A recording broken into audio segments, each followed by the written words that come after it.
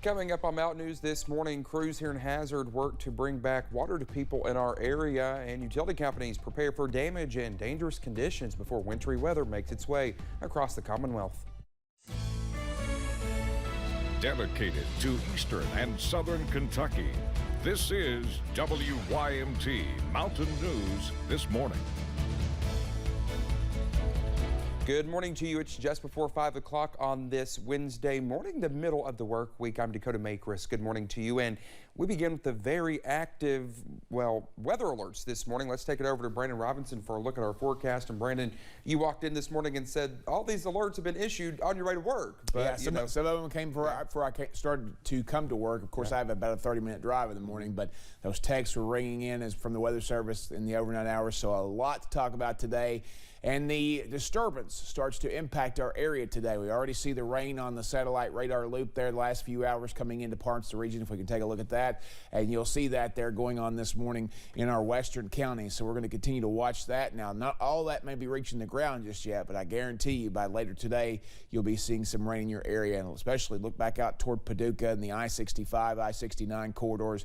That's some heavy pockets of rain coming through there. But you can also see the ice, sleet, and snow off in the distance there affecting parts of Illinois already this morning and back toward St. Louis. Temperatures 50 in Monticello, but 37 in Wise, 35 Middlesboro, 34 Ashland. The Moorhead sensor is out this morning. A lot of mid to upper 40s out there in some locations this morning. And those temperatures will continue to surge in here for a little bit today. I don't think we get a whole lot past the low 50s, but we get to some mid 50s. We'll keep an eye on that for you. But I can tell you this, the cloud cover is going to be around. The rain chances will increase, and they could be heavy at times throughout later today. But the big story starts tomorrow. I'll break down all those active alerts for you here in just a little bit. Dakota? All right, Brendan, thank you. Well, the city of Hazard continues to deal with a water shortage. Officials say low water in the city's tanks caused them to declare a state of emergency, leaving thousands without or with very little water. Perry County Schools closed yesterday because 3 of its schools had water issues. When the temperatures drop here, people want to turn the water on. And if you take 2,000 or 3,000 people that's running a drip of, say, a gallon a minute or something, I mean, just do the math. Well, we are told the city has 30 water tanks, and at least 25 of those were in the red. All Perry County schools will operate in person today, except Leatherwood and Viper, who will have an NTI day today. All Buckhorn water customers are also under a boil water advisory until further notice. With a potentially dangerous and damaging ice storm on the way to parts of our state, utility companies are already preparing. They are making sure that they have equipment in stock and that their workers are ready and that people are aware of the various dangers caused by this potential ice storm, which can destroy everything from wires to poles and conductors, leading to outages that could last for several days. But as we saw a year ago, Jeremy, ice can result in prolonged outages. So it's important for co-op members as well as co-op employees and these crews to be as prepared as possible. Well, officials also warn people should always stock up on their own equipment to prepare for outages, from emergency kits to flashlights and non-perishable foods. And be sure to charge up your phone so you can make calls in an emergency. Pike County is experiencing a spike in COVID cases as well as a spike in another common virus. The county is now the 3rd highest for confirmed influenza cases in the state, along with the county's battle with COVID. Officials suggest being vaccinated against both as soon as possible. Vaccination definitely a wonderful tool to defeat the bad outcomes of COVID-19, and I highly encourage people to get vaccinated for COVID-19. This is going to help tremendously the bad outcome from COVID-19. Well, the Pike County Health Department is hosting testing and vaccine events in Belfry, Phelps, and Elkhorn City for the next 6 weeks. You can visit our website or call the health department for more information. Well, Kentucky is beginning to see declining COVID-19 cases. The state reported 8,700 new cases yesterday.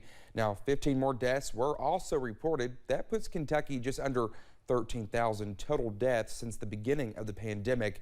The positivity rate has also declined to 27.51%. Hospitalizations and the number of people in the ICU are also down statewide. However, there are 216 COVID patients in the 14 ARH hospitals as of yesterday. That's 16 more than Monday. Well, the Kentucky House has passed a bill that would extend pandemic-related relief for employers on their unemployment insurance tax assessments. Now, the measure would allow employers to continue using the rate set for the 2022 before the pandemic.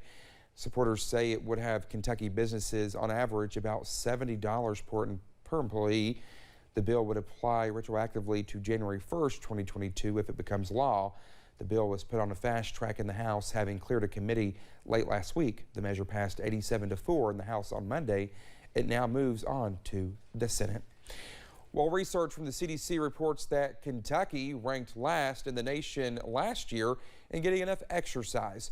The study looked at the percentage of adults who reported doing no physical activity in the last 30 days other than their regular job. Tammy Riley, the public health director for Pike County, says low-income areas in particular are at a disadvantage for getting access to health-related resources. Nutritious, balanced diet. But you also have to get moving. The pandemic hasn't helped the situation. And then when you look at areas where, income may be lower, healthy eating is not inexpensive, so it can be challenging. Kentucky also ranked last in the nation for eating enough fruits and vegetables. The 9th annual Appalachian Pregnancy Care Center benefit banquet was held last night. The Pikeville Center hosted its auction fundraiser event at the Appalachian Wireless Arena, adding a country twist this year.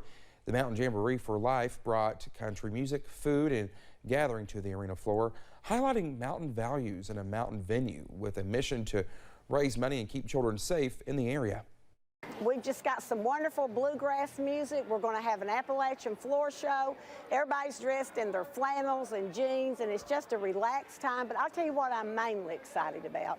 I'm excited that we're here in support of life. Well, the center has helped more than 7,500 families in need during the last 15 years. Well, thank you so much for getting your Wednesday morning started with us here on Mountain News this morning. When we come back, the world has some new records that light up the night sky. We'll have those details. The forecast continues to get more complicated the closer to the actual event we get later this week. I'll have the very latest in about 3 minutes.